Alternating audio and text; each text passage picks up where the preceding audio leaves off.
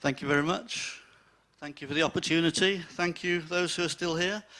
I'm going to use some maps, so my advice is to get near one of these screens, because otherwise the talk might not make a lot of sense. Okay, I moved to Appleby about 25 years ago, and one thing that has struck me living here is it's what I would call a paradoxical location.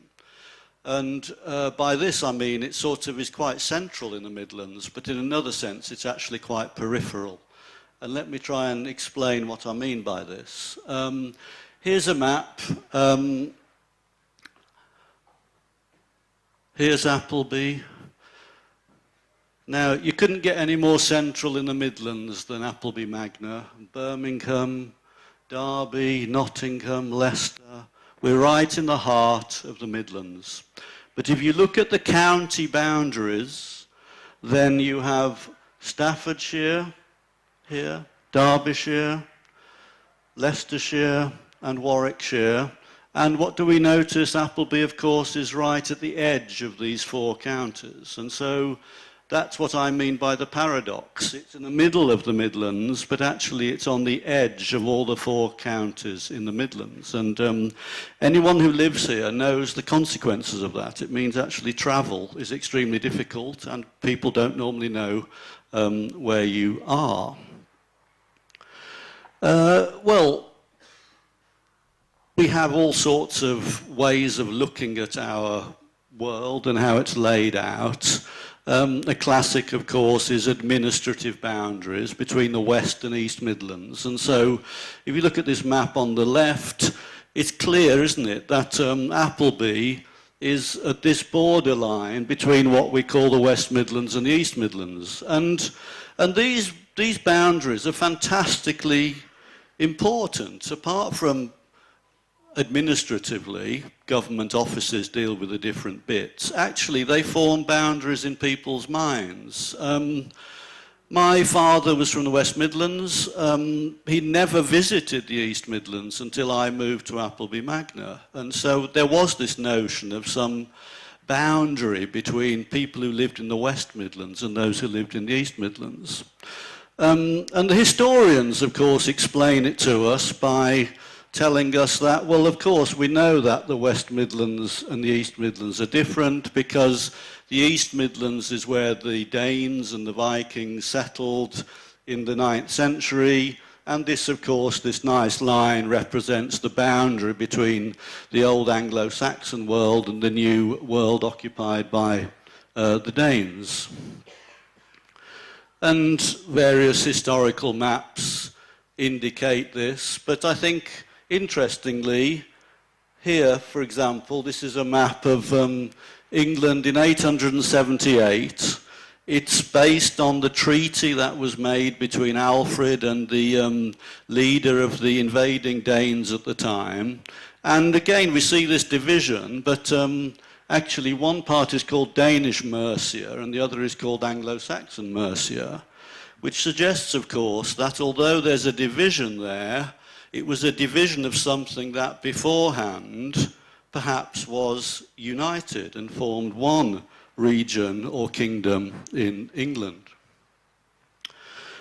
Okay, that's a brief view about the present. Let's go back now to the early 19th century. And what we find, in fact, is that those nice, neat little lines that the administrators draw and the historians draw sometimes doesn't actually tell us what the complexity of reality was. And in fact, if we look back to the early 19th century, Appleby Magna had a very confused location because, in fact, it was split between two counties. It wasn't simply regarded as located on one side of the line or the other. It had a line running down the middle of it. This is the first edition of the Ordnance Survey 1-inch map. And okay, we've got our four counties. We've got Warwickshire, we've got Staffordshire, we've got Derbyshire, we've got Leicestershire. But oddly enough, Derbyshire also has this huge chunk which is stuck in the middle of Leicestershire. And not only is there a chunk of Derbyshire stuck in Leicestershire, but this county boundary runs through places that we now regard as single settlements. It runs right through the middle of Appleby Magna. Look at Donisthorpe, split into 100 different fragments. And here are some isolated bits of Derbyshire around Packington.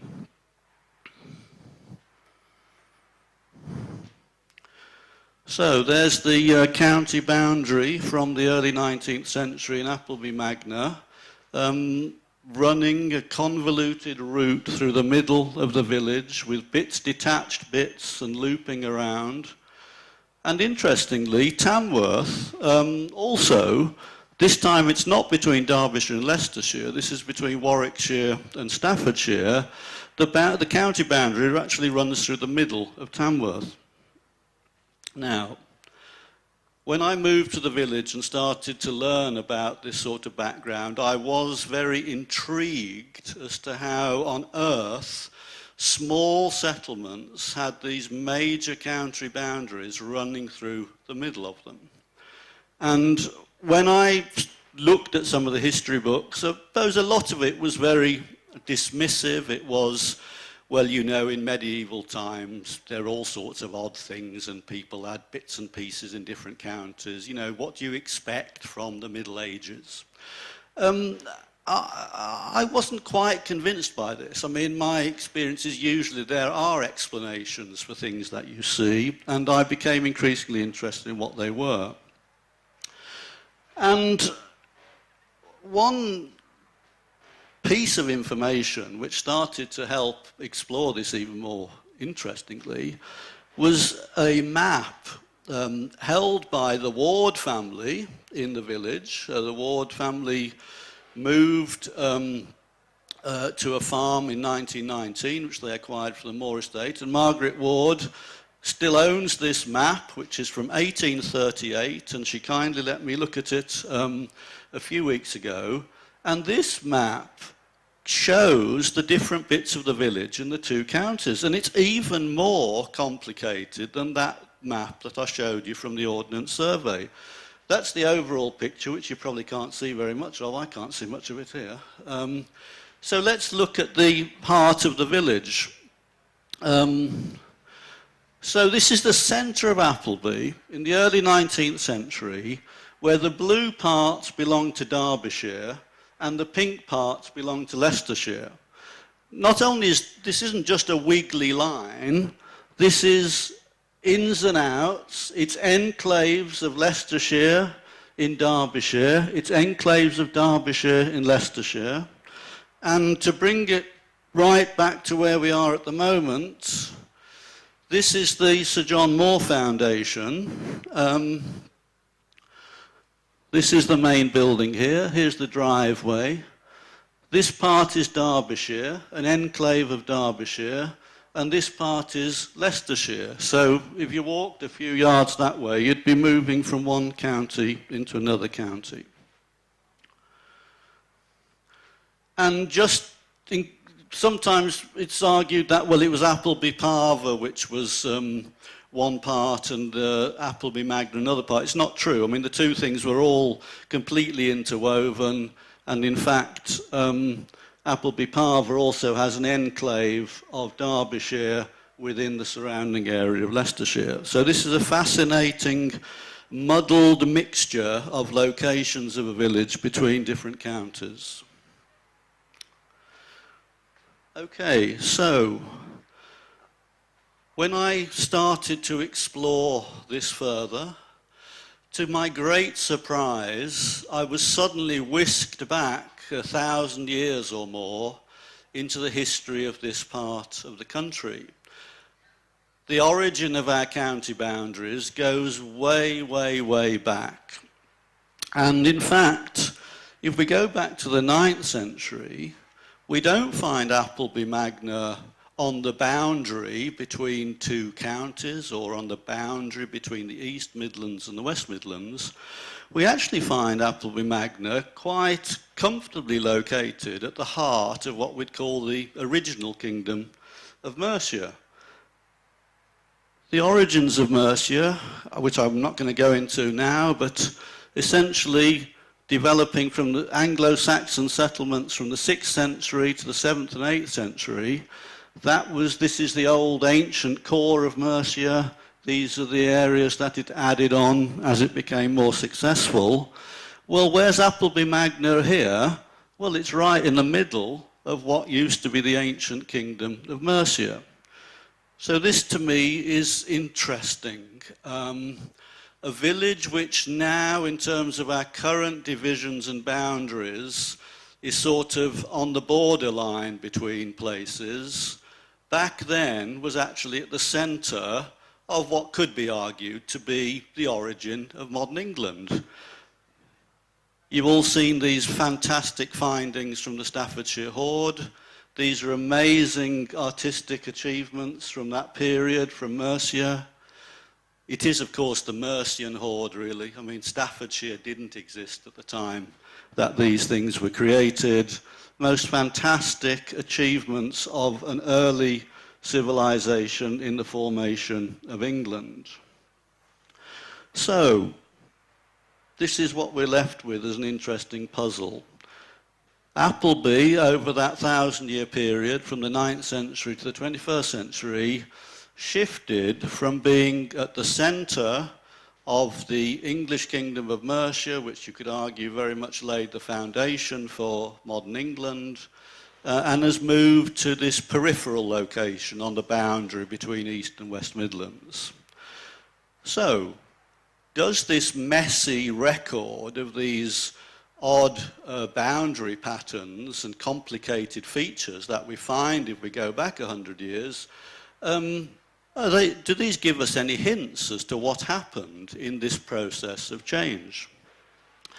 And I would say they probably do. There are two historical periods of particular interest for us. The first is around 919. Now, I showed you the map which showed the Danish invasions in the 9th century, the late 870s, which had moved as far as this part of Mercia was concerned.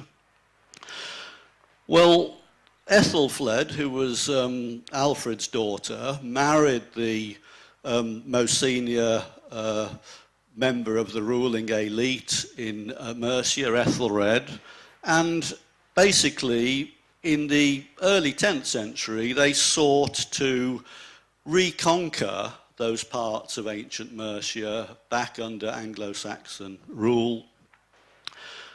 It was reasonably successful. Ethelfled recaptured Derby and a number of other major centres from her base at Tamworth. But in 919, at the moment of her greatest victory, she died as a result of the wounds from battle. And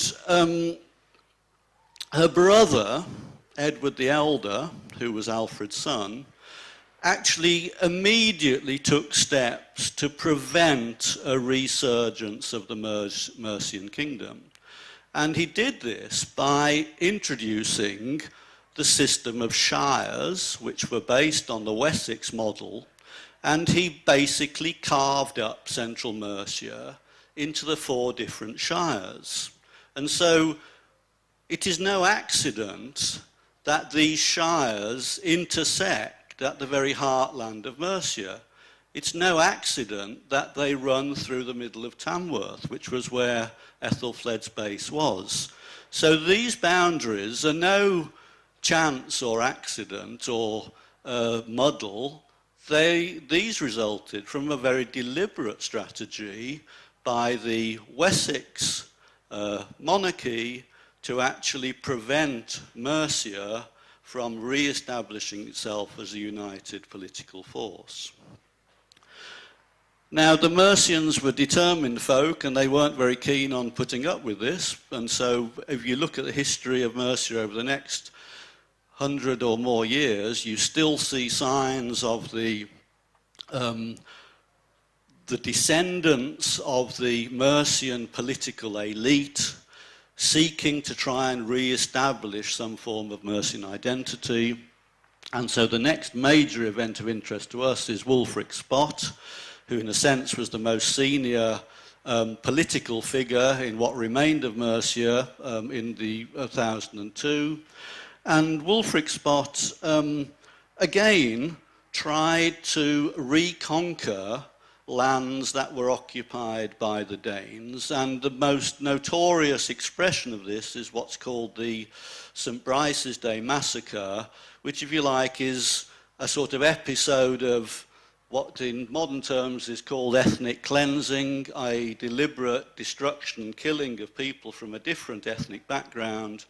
And Wulfric's Spot led this in Appleby. That is what happened. And in fact, he, following this experience, he acquired parts of the land in Appleby. It's been argued that he then, feeling some sort of remorse for the type of destruction that had been caused, he donated this land to founding Burton Abbey. And so part of the land in Appleby became part of the lands owned by Burton Abbey. And certainly if you look at those divisions of the boundaries, they expressed the land holdings of Burton Abbey. So, if we go back 1,000 years, we find historical episodes which suggest that this place, which was at the heart of England, was also at the heart of serious conflicts and strife between communities, and serious conflict between the ascendant kingdom of Wessex and the old ruling elite of Mercia, who wished to re-establish their position.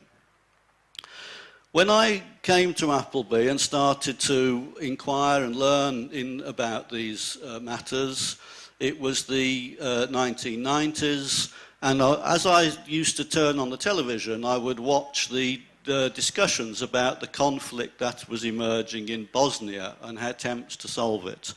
And I couldn't help seeing analogies between what I was watching on contemporary television with what I appeared to have found when I looked back 1,000 years ago.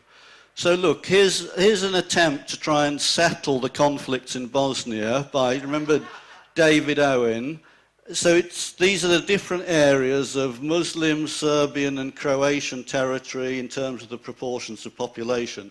Just a patchwork of different communities with different compositions. Then the peace plan tries to simplify this. It starts drawing lines around bigger territories, so you aggregate these different communities.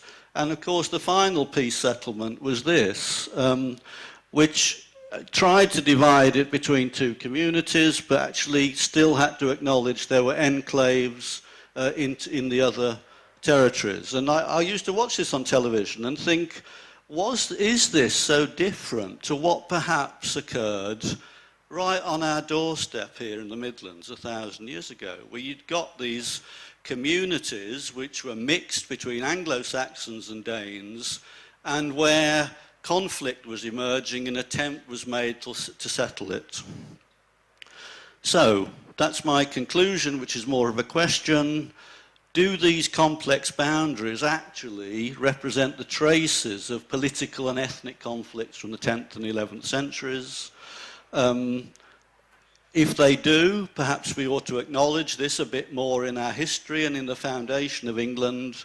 To me, it's a very intriguing, and as yet it's not properly answered. It's still a question in my mind, but it seems to me it is an alternative explanation to the notion that everything was irrational and stupid in the Middle Ages, and that's why we had these odd boundaries. I mean, maybe it was a result of something much more deliberate.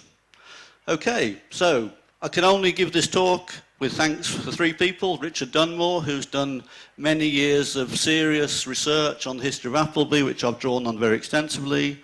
To Margaret Ward, who's shared her family's map with me and other people in the village. And John Dunkelman, who took some of these photographs for me. Thank you.